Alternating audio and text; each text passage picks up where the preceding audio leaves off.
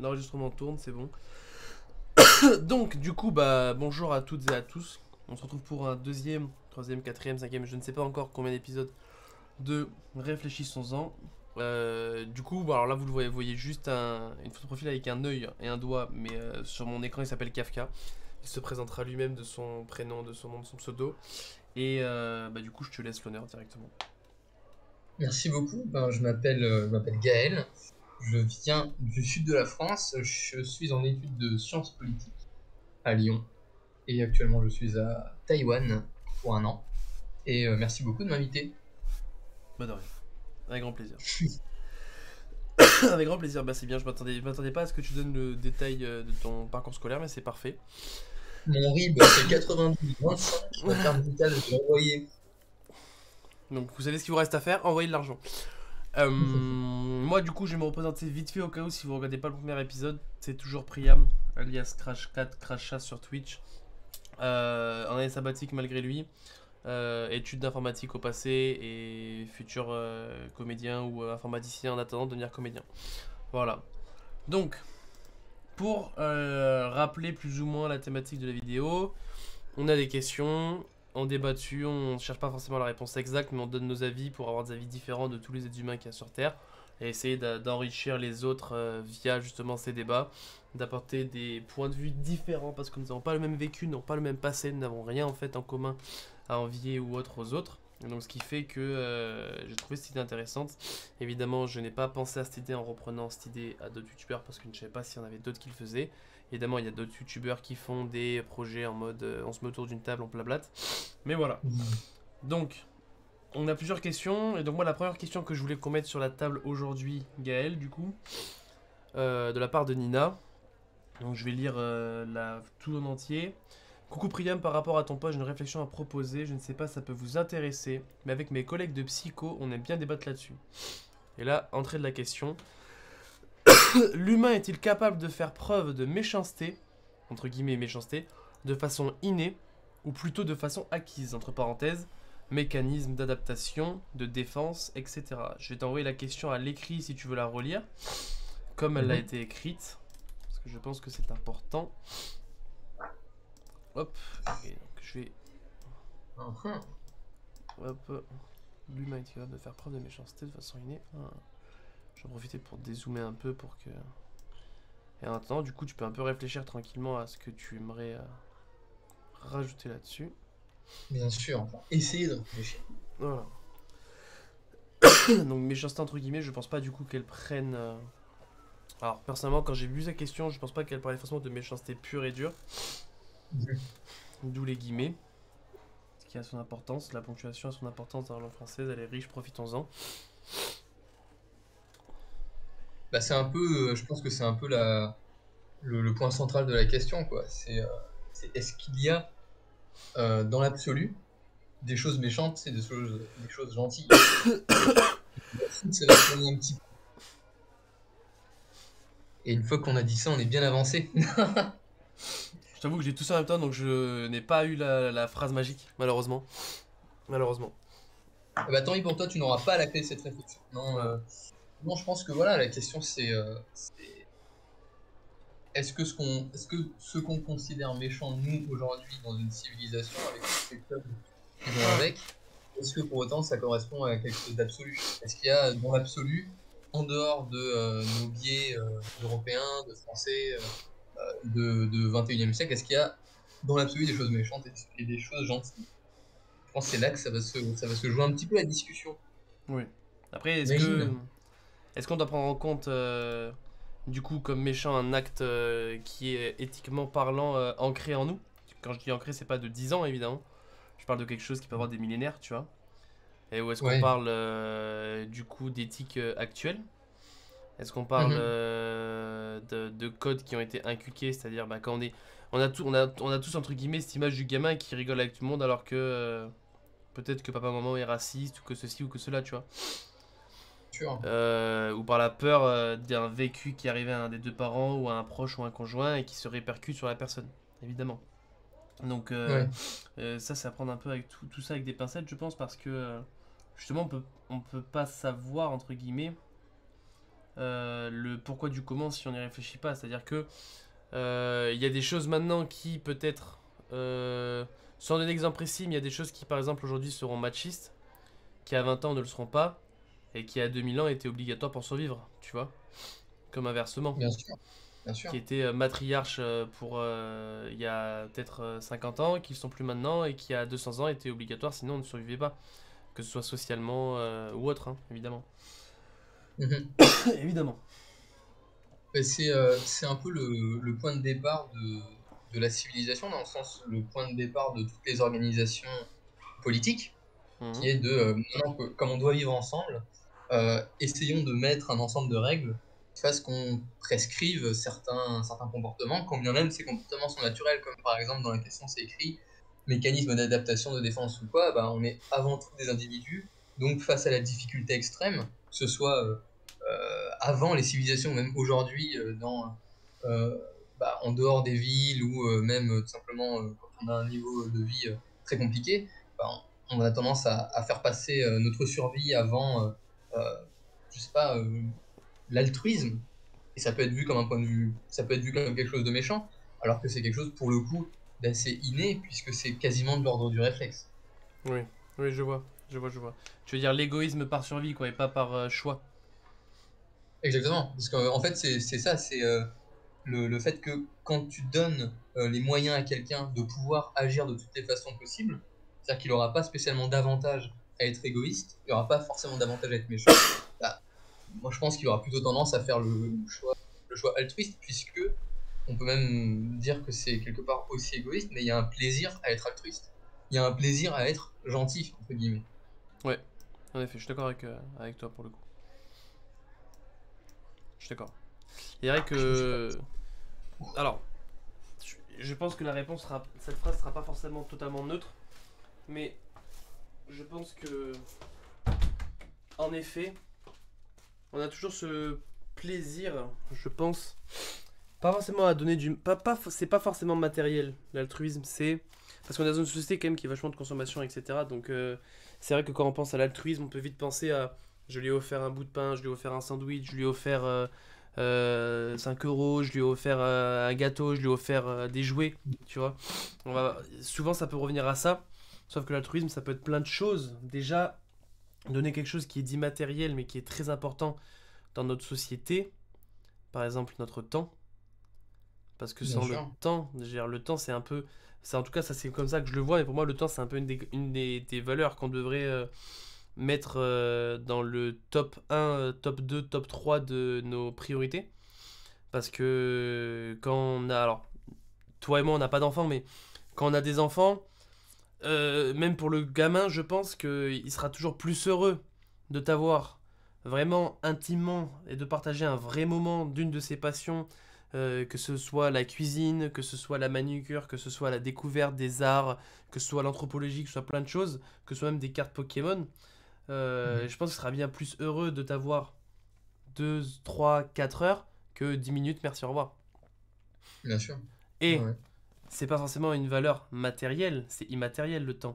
Le temps, il est pas. Je peux pas prendre ma main comme ça, faire hop, et voilà, là vous avez 6 heures dans ma main. Ça ne marche pas comme Mhm. ça. Et donc, du coup, rien que déjà, si on arrivait à, entre guillemets, voir le bien qu'on apporte et qu'on s'apporte, serait plus simple aussi. Et je pense que l'humain, pour rester quand même centré sur la méchanceté, serait peut-être mieux avec lui-même et aurait peut-être moins tendance à être méchant. Parce que si l'humain prenait conscience du bien qu'il pouvait apporter aux autres par des simples phrases et les douleurs qu'il peut apporter par des simples phrases, peut-être que son point de vue changerait. Par exemple, un exemple tout simple. Je suis obèse. Je suis en obésité morbide. Bon, c'est pas mon cas, mais je suis en obésité Oui, morbide. Je pèse 120 kilos de graisse. Je déborde dans tous les sens.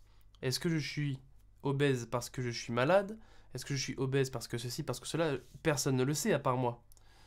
oui. Si demain quelqu'un vient voir cette personne obèse et lui dit en gros, tu es grosse comme personne, tu es une grosse personne. Même s'il lui dit de manière constate ou de manière méchante ou de manière un peu désobligeante ou autre, on ne sait pas le vécu qu'il y a derrière. Et dans tous les cas, c'est un mot fort. Tu es grosse, machin. Tu vois, tu es grosse Oui. Catherine, tu es gros Pierre, machin, etc. C'est un mot qui frappe, qui est fort, tu vois. Et même si on veut le dire par constat ou autre, on va se rendre compte qu'on va le blesser. Et peut-être qu'il va dire, ouais, c'est vrai, c'est vrai. Mais qu'autant derrière, il va y avoir beaucoup de méchanceté ou autre. Et ce sera pas forcément lié à ci ou cela. Et peut-être qu'après, ce sera par défense. Cette personne va essayer peut-être d'être gentille avec l'autre personne. Et que l'autre personne a un gros problème avec l'affection et la gentillesse des autres. Un problème d'affect. Donc là, c'est dans de la psycho, etc. Un gros problème Mhm. d'affect, etc. Et du coup, elle va se défendre par la méchanceté, du coup par un mécanisme d'adaptation ou autre, et qui va engendrer derrière que de la souffrance pour rien, quoi. Oui, bah, d'après, enfin, en fonction de ce que tu dis, il y a aussi le fait que des fois on a l'impression de dire quelque chose de factuel, alors que c'est un choix de langage qui engage beaucoup d'autres choses, comme par exemple, comme tu donnais l'exemple de gros, gros, c'est pas factuel. Parce que gros, ça s'applique à énormément de choses. Ça s'applique Oui, aux objets, aux planètes, à tout ce qu'on peut observer ou quoi. Si tu dis à quelqu'un, tu es en surpoids, je pense qu'elle le prend déjà plus comme un fait que tu es gros. Bon, ce qui me concerne oui, plus, en l'occurrence, c'est tu es petit, bah petit, une valeur morale peut être petite, une, euh, une personnalité peut être petite, oui, un engagement peut être petit. Alors que si on dit ta taille est inférieure à la moyenne, bon, bah, j'aurais plus tendance à dire oui, d'accord, c'est un fait. Que on dit petit, bah, c'est directement un peu. Le choix du mot n'est pas neutre, quoi. Bon, c'est oui. pas tout à fait dans le rapport à la question, mais je trouvais ça aussi intéressant d'en parler. C'est la case, tu veux dire. Ça met trop une case directement sur la tête d'une personne. Ouais, puis même tout simplement, c'est des mots qui sont banalisés parce ils sont employés pour parler de plein de choses. Mais justement, comme tu le disais très très justement en parlant de la formulation des questions, la langue française est riche. Et donc, ben, c'est pas pour rien qu'il y a des mots plus adaptés à certaines choses. Et il y a des mots qui peuvent s'employer quand on parle d'un état de fait, et des mots qui ne s'y emploient pas parce que derrière juste ce mot-là, il y a énormément de connotations, il y a énormément de valeurs, énormément de sens possible. Alors du coup, est-ce qu'on peut Comme pas... le mot méchant et le mot gentil, d'ailleurs. Alors est-ce qu'on peut pas du coup dire aussi que on a une méchanceté environnante chez les hommes, avec un grand H, euh, une méchanceté générale chez les hommes qui est...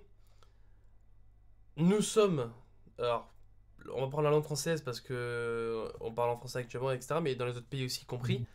nous sommes, entre guillemets, alors pas des ignares, mais nous ne sommes pas à un niveau minimum sur toute la société de vocabulaire, ce qui fait que il y a une méchanceté euh, qu'on va dire bénigne, tapis dans l'ombre entre guillemets, par justement cet écart lié au vocabulaire. Dans le sens où, voilà, moi je vais dire par exemple à quelqu'un, vous êtes petit, et toi tu vas lui dire, vous êtes d'une taille inférieure à la moyenne. Alors évidemment, Mhm. c'est des termes que tout le monde a dans son vocabulaire, hein, taille inférieure, moyenne, etc.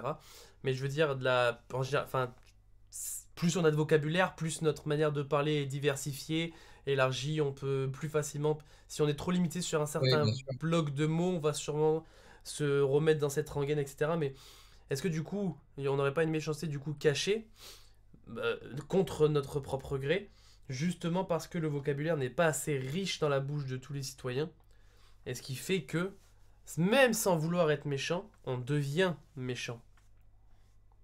Bah, je sais pas si tu l'as lu ou si t'as assisté à des cours sur lui ou quoi, mais c'est complètement la philosophie de Socrate qui dit, en gros, il n'y a pas de méchants mais que des ignorants. C'est c'est un des aboutissements, on va dire, de sa pensée. Et dans une toute autre perspective, dans un philosophe que j'aime beaucoup qui s'appelle Henri Bergson, qui a philosophie sur le langage et qui dit que le langage euh, est une simplification. C'est toujours une simplification. Mettre un mot quelque part, c'est toujours rendre par l'impératif qui est de communiquer, parce qu'on a envie de communiquer, on a envie d'échanger, parce que c'est comme ça que c'est une des spécificités de l'espèce humaine. Du coup, on simplifie des choses extrêmement complexes en mettant un mot dessus. On se dit, bon bah voilà, bah, je vais mettre petit, petit, tout le monde comprend, c'est clair pour tout le monde. Discutons avec ça, sauf que pas du tout, en fait. Et encore petit, gros ou quoi. ce sont des exemples, mais les exemples encore plus importants, ce sont bien, mal, moral, immoral, amour, beauté. C'est des mots qui sont simples pour communiquer et qui, en soi, si on les définit pas plus, veulent absolument rien dire. Oui. Oui, oui. Oui. Pardon, je... Et c'est le consensus. Ouais, Bon, la fin de ça. la philosophie. Allez, fin de l'épisode. Non, mais... mais c'est vrai que... En fait, c'est le genre de mot qu'on pourrait, par exemple, prendre dans un livre, écrire quelque chose de simpliste. Mais si on le lit dans un... Avec le savoir derrière, du coup, si on le lit dans un... Comment dire? Sous un autre angle, un autre point de vue, on verrait toute la beauté ou non de ce mot et ce qui s'en découle derrière. C'est très vrai. Je suis très Et... d'accord avec cette assertion. Mais moi de même. En même temps, si tu le dis, je ne suis pas d'accord avec ce que tu viens de dire, mais je suis con. Je sais que je le dis, mais j'en doute. Mais... Non, mais Bon, je parle avec Smart, quoi, c'est super chiant. ça reste important quand même. Ça reste important. En fait, tout est important, mais tout n'est pas pour autant. C'est un peu... Ça fait un peu penser à la phrase du... avec l'humour, tu sais, où on peut rire de tout avec n'importe... alors c'est quoi c'est? On peut rire de tout et n'importe quoi, mais pas avec n'importe qui. Oui, c'est ouais. Voilà. Ouais. Alors, on peut prendre ça comme une généralité sociétale, en quittant le monde de l'humour, en prenant ensuite la richesse du vocabulaire, des mots et de ce qui se passe, en prenant ensuite le passé culturel, la vie d'une personne, en prenant les filtres de la communication, et justement, la base générale de la communication qui est commune à toutes, c'est quand même le vocabulaire. Et comme tu dis, même s'il y a des mots comme bien, etc., si on prend pas le fond derrière, ça marche pas. Mais Ouais. si on prend déjà au moins, à minima, à grand minima, juste un mot, son fond, son devant, son côté, son diagonale, tout ce que tu veux, sa géométrie dans l'espace, son pourcentage de masse graisseuse, tout ce que tu veux dans ce mot, tu prends le mot bien, tu le poses comme ça, tu prends sa définition, tu prends sa forme et son fond, et tu le donnes à deux personnes, t'es sûr que si elles se disent c'est bien, elles sauront de quoi elles parlent. Et c'est une fois qu'elles rentreront dans le moi, pas le moi sur moi, mais le moi en tant que quantité physique, par rapport à ma vie, ma légitimité, etc., ça, c'est bien. Exemple, il y a quelques années, il y a eu un débat par rapport aux fessées sur les enfants. Et est-ce qu'il fallait laisser cette loi ou est-ce qu'on pouvait en gros, tu mets une fessée à ton gosse, en gros, tu vas devant un tribunal quoi. Il y a des parents qui diront oui, c'est bien, virgule. Les autres parents, non, ce n'est pas bien. Et ils auront toujours ce même vocabulaire et ils arriveront à se mettre d'accord. Bon, après ils rentrent dans leur débat, ils font leur vie. Mais déjà, ça reste clair. Tu vois. Ouais. Et donc, Ouais, c'est vrai. s'ils arrivent à garder au moins cette clarté entre les gens, ça pourrait déjà... Pardon. Ça pourrait déjà faire un tri sur une certaine partie du problème. Ouais, mais ça c'est vraiment vrai Alors, est-ce que tu m'autorises à faire une phrase vraiment de merde à base de mots un peu compliqués? Bah Est-ce que oui. tu m'autorises pas? T'as le droit, hein. Ah ouais, t'es totalement Mais libre. et le problème avec ce genre de concept, c'est que justement ce que tu dis, c'est passer je dirais, de l'adjectif au substantif. Alors passer de la qualification à l'essence. Comme tu disais, euh, il y a quelque chose qui est bien, et il y a le bien. Il y a quelque chose qui est beau, il y a le beau. Il y a des actions bien, et puis il y a le bien. Et en fait, c'est précisément enfin, le passage de l'un à l'autre où se posent toutes les questions qui sont vraiment importantes. Parce que dire le bien, c'est ça. Le bien, c'est ce qui blesse personne. Bah super, génial, on a vachement avancé. Mais quand on parle de choses très concrètes, il y a des dilemmes moraux. Et donc, blesser quelques personnes ou blesser plus de personnes, qu'est-ce qui est bien? Tu vois. Et en fait, il n'y a que ça qui compte. Et limite, si on avait un langage justement qui n'était pas limitant, si on avait un langage qui nous permettrait vraiment de raisonner de façon philosophique, on devrait limite avoir un mot correspondant avec l'éthique et la morale pour chaque situation.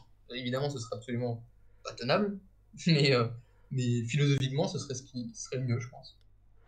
Et encore, on a déjà assez de mots pour pouvoir déjà faire une grande partie du travail, donc c'est déjà pas mal. Et on n'arrive Ouais, déjà pas à le gérer, donc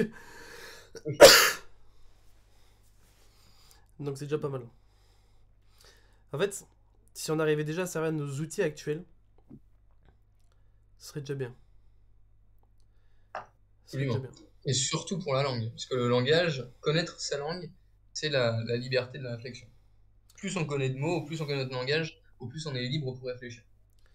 Mais alors du coup, si on enlève ce problème du langage entre les hommes, qu'est-ce qui pourrait faire en sorte que l'homme serait capable de méchanceté de façon innée ou de façon acquise? Parce que le vocabulaire, comme on a dit, bon, si dans ta vie, toi, dire ça, c'est un constat ou autre, et que tu ne le dis pas du tout par méchanceté, et que pour l'autre, c'est une méchanceté, évidemment, pour l'autre, ça sera de façon innée un réflexe en mode il m'agresse, et pour lui, ce sera de façon acquise juste un constat, ou ceci ou cela, ou inversement. Mais alors, Bien du coup, sûr. sans la parole, parce que le vocabulaire, évidemment, c'est large, mais sans la parole, qu'est-ce qui ferait que demain, j'irai pour le pur plaisir d'être, je sais pas moi, sans prendre mon passé, on va dire que je suis de manière innée méchante. Mhm. Pourquoi j'irais mettre une gifle à quelqu'un, hormis le fait que, alors c'est peut-être trop vaste comme question, mais hormis le fait que, comment dire, hormis le fait que j'ai acquis cette méchanceté autrement, tu vois. Ouais, euh, ouais, je pense comprendre. Je vais tenter l'ébauche d'une réponse et tu me diras si je suis pas moi à côté. J'ai du mal à Euh, poser ma question, donc de toute façon, de toute façon, je serai à côté. C'est moi qui me dire. Comme ça, on part pas, on ne sera pas déçu à l'arrivée. ça va. Mais en dehors de ce qu'on a dit là, qui est un peu la réponse académique de oui, mais méchant, ça veut rien dire, bien, tout ça, d'accord. Si on parle de choses un peu plus concrètes, comme tu nous invites à le faire, euh, il y a des choses qui nous apparaissent aujourd'hui dans notre civilisation comme, pour dire, contraires à la morale. Par exemple, atteindre à l'autre, tu vois, Oui, nuire à l'autre, les nuire à questions des autrui. libertés, Bien sûr, ouais. ou juste tout simplement, enfin voilà, tuer quelqu'un, blesser quelqu'un, même quand c'est pour notre intérêt, même quand c'est pour notre survie, on peut juger ça contraire à la morale. Oui. Et du coup, encore plus si on n'a pas le choix. Enfin, encore plus si on a le choix. Mais notre civilisation ou nos sociétés qui étaient justement censées régler ce problème, en nous disant, ben voilà, maintenant vous allez vivre ensemble. Enfin, c'est un peu la théorie de Hobbes, tu vois, c'est on va mettre un État, on va mettre un processus de loi qui vont réprimer, qui vont vous enlever de la liberté, mais en échange, vous ne pourrez plus faire ces choses contraires à la morale, l'état d'anarchie qui est de tout le monde se blesser. Et pourtant, moi, ce que j'observe, c'est qu'aujourd'hui, il y a énormément de, de caractères qui sont propres à l'humain, qui sont assez innés, qui sont exacerbés ou au moins maintenus par les structures de notre système. Et par exemple, et là, je vais faire mon militant à deux balles, mais bon, il fallait bien que j'en parle à un moment hein, de la politique, mais le capitalisme libéral Mhm. euh, s'appuie sur la pulsion innée euh, de survie personnelle, d'attaque à l'autre, de détruire l'autre ou de dominer l'autre, dans la libre entreprise, dans l'économie, bah, fais-toi ta vie, réussis dans ta vie, et si tu es solidaire, tu y arriveras moins. Il utilise cette pulsion, on pourrait parler de méchanceté dans les termes de la question, pour poursuivre. Et c'est pour ça qu'il faut s'intéresser aux structures de notre société, aux structures de notre modèle politique, économique, social, en se disant, mais attends, mais le but à la base d'un État et des lois, c'est quand même de nous rendre conformes à la morale, alors qu'on a aliéné notre liberté pour vivre ensemble. Donc, encore faut-il que ces lois soient parfaitement en accord avec ce qu'on appelle morale. Et pour moi, ça ne l'est pas dans cette dimension-là. Dans le monde du capitalisme, hein, on est d'accord. Capitalisme libéral, c'est ça? Le capitalisme libéral, enfin tout ce qui est l'économie en gros, le Le- principe, c'est tu fais ton entreprise, tu fais ton argent de ton côté, bien opposé aux autres, parce qu'il y a ton argent et il y a l'argent des autres, et puis, entre guillemets, entre les lignes du système, euh, bah, ce que tu arrives à prendre toi pour vivre bien, c'est quelque chose que tu prendras à autrui. D'accord. En gros, c'est je fais mon argent et si je dois prendre dans l'argent des autres pour faire mon argent, je le ferai. C'est ça? Moi, j'ai l'impression, en tout cas, que c'est un peu comme ça que fonctionne le système. Ok. Donc en gros, oui, oui, alors moi je suis plutôt, enfin pas plutôt, je suis même, euh, je pense totalement d'accord avec toi sur le fait que le système pour se faire de l'argent entre guillemets, pour le, je l'ai un peu dédiabolisé en le faisant très simpliste ou en l'abrutissant, mais en gros, se faire de l'argent par le système capitaliste, je conçois cette idée parce que ça fait très bah, requin, tout simplement, tu vois. Pas Bah, de. c'est ça. Pourquoi on parle de requin de la finance? Parce que Ça fait très on dit ça requin. parce que c'est des gens qui ont réussi à couler des gens pour en arriver là où ils sont. Mais, fun fact, alors, je peux pas en parler parce que sinon, voilà. Je t'en parlerai en Bien privé, mais sûr. en gros. Bon, même c'est des exemples qui existent dans tout le monde entier, donc en fait, on peut en parler, mais du. Hmm. Tu es avec moi, mais si je dois faire plus d'argent, tu ne le seras plus. Si tu vois ce que je veux dire. Ouais, Si ouais, tout le monde ouais. voit ce que je veux dire à travers cette phrase, bon, c'est tous compris à ce moment-là, c'est pas l'employé qui fait ça, mais. Hmm, Hmm. hmm. Pardon, je prenais mon sirop pour la toux. Mais. Bien sûr. Hmm, pardon. Mais. Oui. Mais. Alors que peut-être que ces gens-là avant s'aimaient. Tu vois. C'est vrai. Alors est-ce que du coup, ces choses, cette méchanceté serait-elle aussi peut-être acquise? Mais ça veut dire dans le sens où. Alors, dans le sens où, là, au jour actuel où nous sommes, pas forcément le 15 avril 2022 évidemment, mais le monde qu'il est, tel qu'il est aujourd'hui, fait que l'humain va se réveiller et peut être de manière acquise méchant parce que la société lui a dit que si tu veux faire de l'argent, il faut que tu manges ton prochain. Bah, Tu vois. totalement. Alors qu'il y a Alors des que, choses qui étaient acquises et qui ne le sont plus aujourd'hui. alors que, il y a des choses où on peut très bien faire, alors je sais pas pourquoi je le découpe, on peut très bien faire de l'argent sans forcément manger l'autre, mais en donnant à manger à l'autre.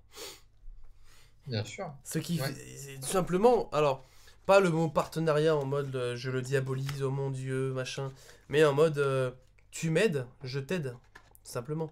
Tu m'apportes Mhm. quelque chose, c'est un peu, alors c'est entre guillemets, bah, c'est les origines du troc, sauf que maintenant le seul échange qu'il y a, il est financier, quoi. Mais en gros, c'est j'ai besoin pour le rendre vraiment sur du troc. Demain tu rentres, on se voit, ça fait longtemps, on se fait une bouffe. Je t'emmène tout ce qui te sert à faire une bonne sauce pour un bon plat italien de tes origines. Et tu m'en apportes le savoir et la culture et la méthode avec des pâtes faites maison fraîches, etc. Voilà. On va dire qu'on a récupéré nos tomates du jardin, etc. Pour pas rentrer dans le système de on a payé les tomates, etc. Mais Mhm. et on s'échangerait les choses comme ça. Alors que on n'est pas obligé d'arriver et de dire je t'amène ça, je te prends ton savoir et tu vas te faire enculer, en gros. Bah, c'est un peu le fonctionnement qu'on a quand on organise une soirée en fait. Tout bêtement, quand on organise une soirée, euh, bah, moi j'apporte de l'alcool ou une boisson Des ou des Suzes, jus de par fruits ou exemple. quoi, de la suze par exemple. Toi t'apportes à bouffer, machin. On fait pas de comparaison. Enfin, Bah bon, ouais. vas-y, je vais balancer les termes, je suis en roue libre. À part dans les soirées de droite, on dit pas, bon bah moi j'ai dépensé 25 euros, toi t'as dépensé 12,60 €, on dit comme ça avec un de machin. Les Ça soirées de va droite. intérêt. Attention les auditeurs, les termes vont être lâchés, hein. Ce soir c'est la démonétisation. Ce soir, c'est la démonétisation. Mais alors, juste, si c'est pas indiscret, ça dérange d'en parler. Or, là, c'est vraiment digression complète. T'as vraiment fait des soirées entre guillemets de droite où le mec disait moi j'ai mis 25 euros, vous me rendez 5 euros, les gars. C'est... Oui, ça m'est arrivé. C'est surtout depuis mes études supérieures où j'ai un peu changé de milieu de fréquentation. Et, J'ai vu qu'il y avait des personnes qui faisaient des.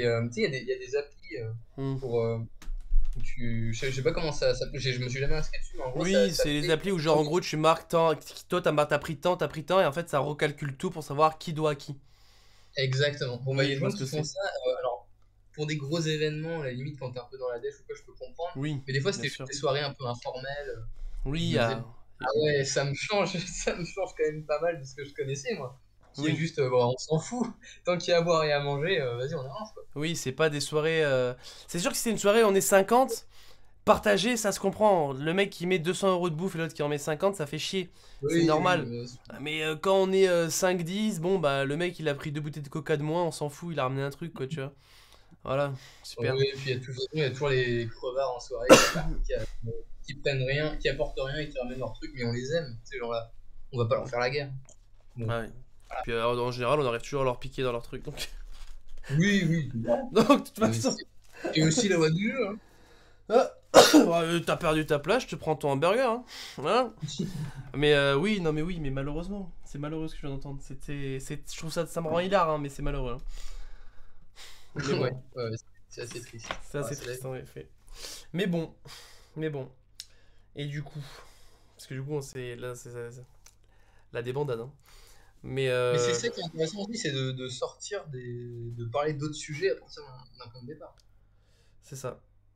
Alors, attends, parce que là, il faut que je me mute. Parce que. Ah non, mais je suis con, ça va s'entendre de toute façon dans tous les cas. Pardon.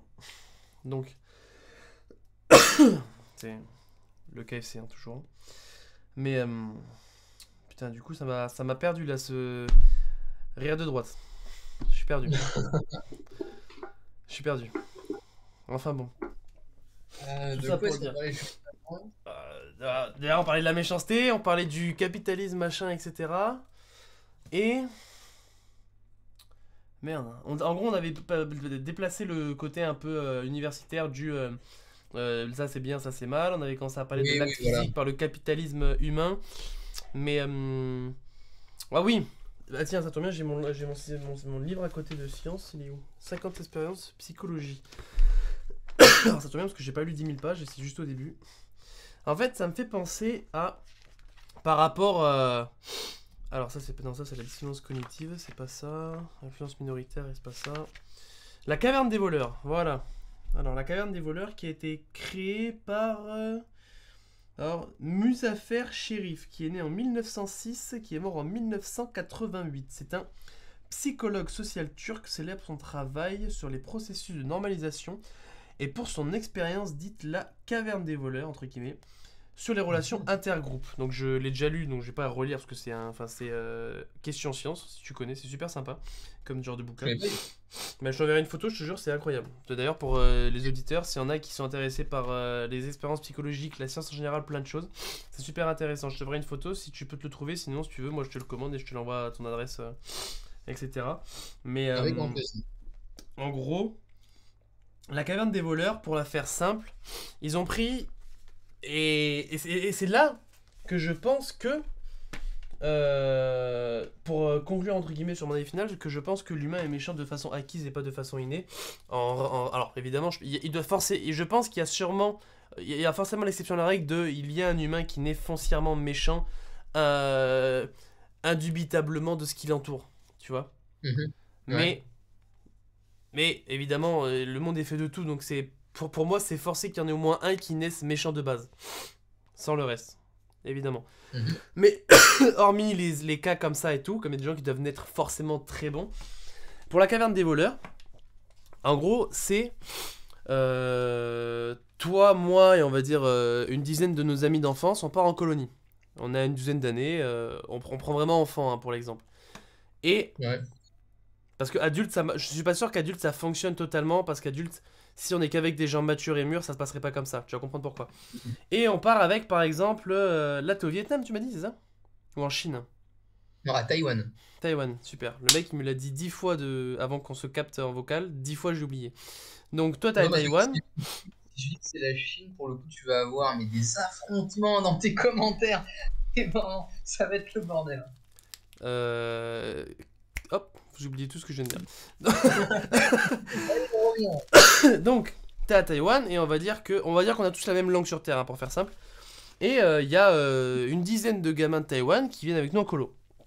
On parle tous anglais, c'est la langue que tout le monde parle, il n'y a pas d'autre langue sur Terre. On part tous en colo et direct, il y a deux mecs qui nous séparent et qui disent vous allez là-bas à droite et les autres vous allez à gauche. Dans la caverne des voleurs, ils avaient deux animaux, ils avaient le crotal et le l'aigle ou je sais pas quoi, mais on va prendre d'autres exemples, c'est pareil.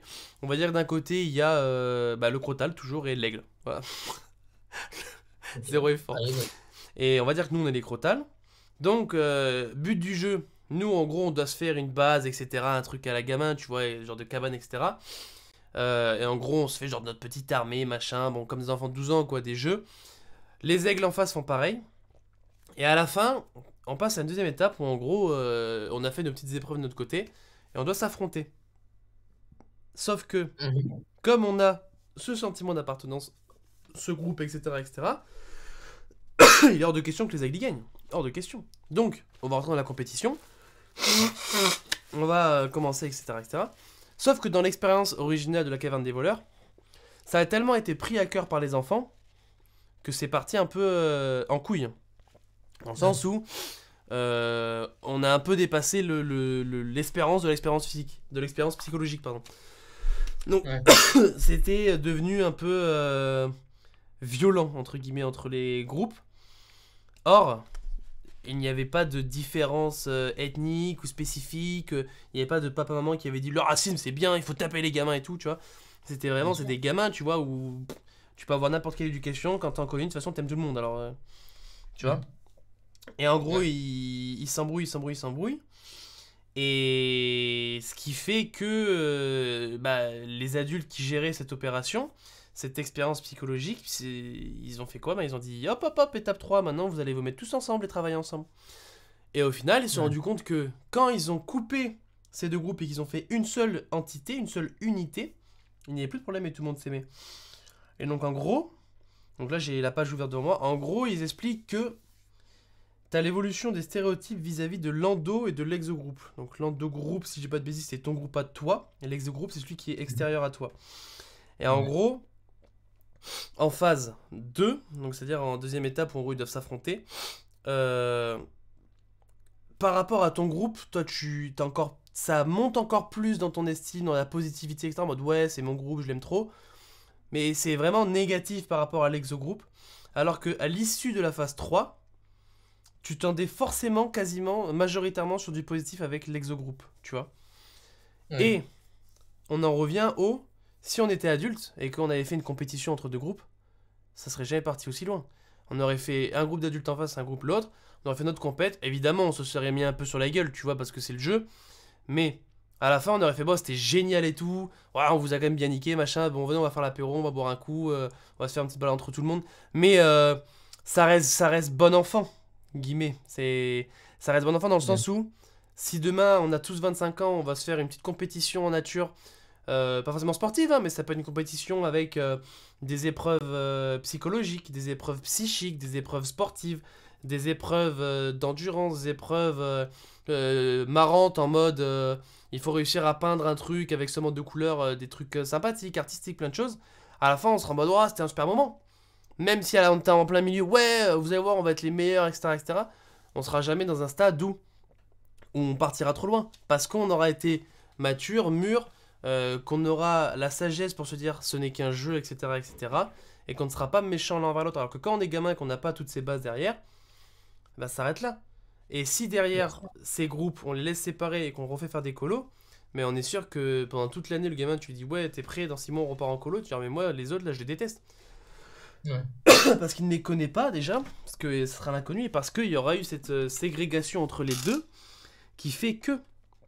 Et du coup, pour conclure là-dessus, je pense que l'humain est méchant de manière, personnellement, à vie personnelle évidemment toujours, de manière acquise, parce que par rapport à son vocabulaire, parce que peut-être qu'il a des exogroupes autour de lui, parce que par rapport à son passé, par rapport à ci, par rapport à ça, qui fait que telle personne font que. Je pense par exemple au racisme, tout simplement, ou à la xénophobie, qui est différente encore, dans le sens où... alors, je vais peut-être normalement, je vais pas me tromper, mais je suis raciste qu'envers les Mexicains. J'adore les Mexicains, mais je suis raciste envers les Mexicains. Parce que on m'a toujours dit que les Mexicains, c'était des mauvaises personnes. Voilà. Mon ex-groupe à moi, qu'on m'aurait inculqué de mon enfance, de mes proches, etc., ce sera le Mexique, tu vois. Et je détesterai le Mexique, mais alors autant je vais adorer le Maghreb et le Japon et les Russes, tu vois. Aucun rapport. Mais si j'étais purement xénophobe, par exemple, parce qu'on m'aura inculqué la xénophobie, mon exogroupe, le mec, il pourra être mexicain, il pourra être congolais, il pourra être hindou, allemand, t'es né où? En France? C'est bon. Mais Bah, si t'es hors ouais, France, c'est totalement ça, ouais. En fait, je t'as... pense que le racisme est exclusif, que c'est une classification des ethnies. Bon, il y a cette ethnie-là, c'est pas top, cette ethnie-là, c'est pas top, cette ethnie-là, c'est bien. Et la xénophobie, bah, du coup, xéno, c'est autre, et phobie, c'est peur. Donc, c'est tout ce qui n'est pas toi, tout ce qui n'est pas ton ethnie, c'est moins bien. Donc, je pense que tu as tout à fait bon. Voilà. Et donc, tu vois, bah merci. Et bah, tu vois, et ça ferait que je serais méchant envers les autres. Mais là, c'est un exemple pointu, mais ce que je veux te dire, c'est que je pense que l'homme est méchant parce que ça se passe comme ceci, comme cela, et c'est comme tout. On aura toujours des gens autour de nous qui vont dire... Ouais, bah, j'en ai un d'ailleurs, j'en ai un autour de moi sans citer les noms, qui expliquait qu'en gros, il avait aucun problème avec les homosexuels, mais il aimait pas du tout ce qu'on appelle des petites folles. Dans le jargon, c'est un. C'est un. En gros, c'est. Mec, qui sont discriminés, Je sais pas. Tu vois un peu le forceur chez les hétéros? ouais, ouais, C'est ouais. le forceur, mais chez les gays. Ça, c'est un truc que j'ai entendu super souvent, sans jamais avoir rencontré de personnes comme ça en vrai. Voilà. Bah, moi non plus, Et j'ai jamais rencontré. J'ai seulement l'écho de cette personne et de quelques proches homosexuels qui m'ont expliqué de très loin. Mais en gros, tu vois, il disait moi, j'ai rien contre les homosexuels, j'ai un problème avec eux, je m'entends super avec moi, j'aime tout le monde, tu vois. Mais les pauvres petites folles, ce n'est pas le genre de personnes qui me plaisent et je le dis clairement, je ne les aime pas. Je les apprécie pas. Mais c'est pas parce que.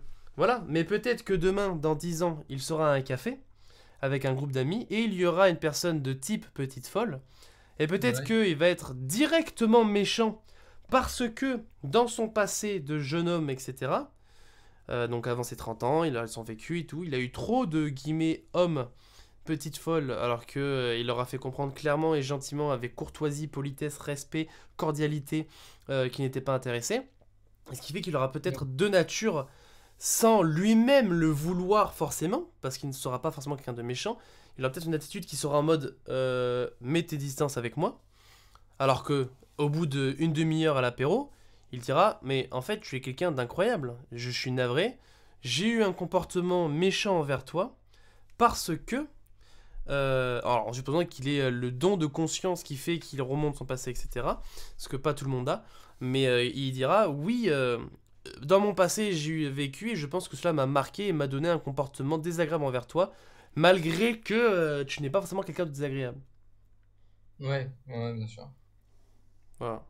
La différence entre l'essentialisation qui se fait de choses et ses réalités, quoi. Parce que aussi, justement, moi, ce qui me frappe, c'est que j'ai jamais rencontré de ce qu'on appelle tu vois, les petites folles. Tu vois. Ouais. Euh, j'ai l'impression que c'est un peu. euh, Bah, ça me fait un peu peur, je sais pas trop ce que c'est, et du coup, j'imagine que les homosexuels sont comme ça. Donc, je veux dire que dans l'idée, j'ai un contre l'homosexualité, mais juste des gens comme ça, j'aime pas. Mais, euh, mais au final, je pense que c'est plutôt parce qu'on n'a jamais rencontré de personnes homosexuelles, quoi, qu'on dit ça. Ou qu'on s'imagine qu'il y en a plein, alors que c'est pas le cas. Parce que Mm. je vois pas, je vois vraiment, franchement, et c'est vrai pour n'importe quelle communauté, tu vois. J'ai jamais connu une communauté, quelle qu'elle soit, ethnique, religieuse, d'orientation sexuelle ou quoi, qui correspondait à son cliché, sincèrement. Et même pour des gens avec lesquels personnellement j'ai tout en désaccord, comme des personnes de droite, tu vois. Ouais. C'était jamais 100% le cliché que je m'en faisais. Ça, Et pourtant, je le pense, hein, je veux dire, les gens de droite, c'est des mecs qui ont des polos, nous autour du cou, qui font du yacht ou quoi, bah peut-être des fois, mais pas tout le temps, quoi.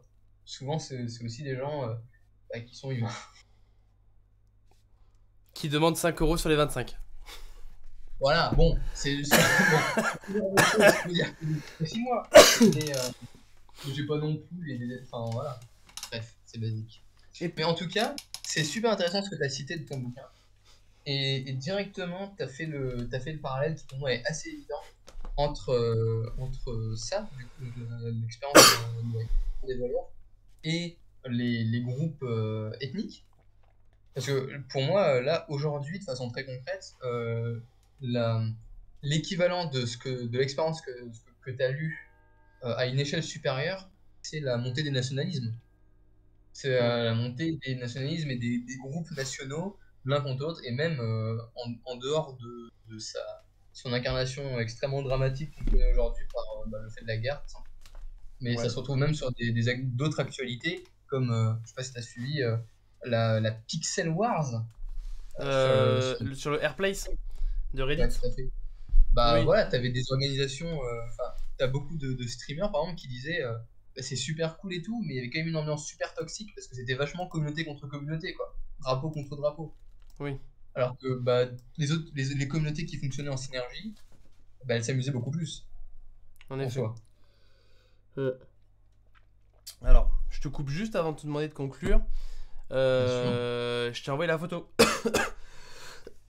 du bouquin. Ah, pas mal. Voilà. Ça a l'air bien. Et je vais J'aime t'envoyer bien ça. l'arrière de la photo pour que tu vois les 50 expériences psychologiques. Évidemment, ils te expliquent pas le tout en détail, etc. Mais ça reste tout de même très intéressant. Ah, je vois qu'il y a l'expérience de 1000 grammes, et ça, c'est un des trucs que je trouve le plus intéressant.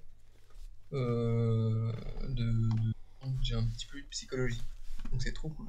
Bah, regarde, t'as la deuxième derrière, t'as la quatrième de couverture. Je peux pas zoomer dessus pour l'instant, mais je te Non, mais dirai c'est pas après. grave. Mais au moins, tu auras une réponse. Et puis, je l'ai mis aussi en story. En story, putain. Je l'ai mis sur l'écran pour ceux qui sont en train d'écouter. Si vous voulez venir voir, enfin, retourner de quelques secondes derrière pour voir la première couverture aussi. Mais en gros, c'est le livre dont j'ai cité La caverne du Bola.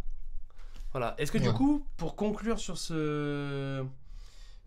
cette question, est-ce que tu aurais quelque chose à dire, etc. Et après, bah, je couperai directement l'enregistrement. Ce sera un épisode pour le grand public. Et on relancera derrière pour d'autres questions si tu es partant. Alors pour conclure de façon super synthétique, je dirais qu'effectivement il faut s'intéresser à qu'est-ce qui a constitué nos conceptions du bien et du mal. Mhm. Notamment l'idée de la gentillesse et de la méchanceté est vachement influencée par notre héritage chrétien Ouais. et c'est très critiquable. On n'a pas eu l'occasion d'en parler, mais on pourra à l'avenir. Et si vous voulez lire un truc par rapport à ça, je vous conseille Nietzsche, La généalogie de la morale. Mais que de façon plus concrète, nos sociétés politiques étatiques qui avaient pris pour pari de nous débarrasser de ce qu'on appelle aujourd'hui méchanceté innée, en fait, s'appuie sur certains, pas tous, mais certains de ces exemples pour se justifier elles-mêmes. Et un des exemples, comme on vient de finir avec ça, le plus évident de ça, c'est le nationalisme avec la guerre. Et là, tu vas reconnaître l'expert en dissertation, parce que je vais terminer avec une citation de...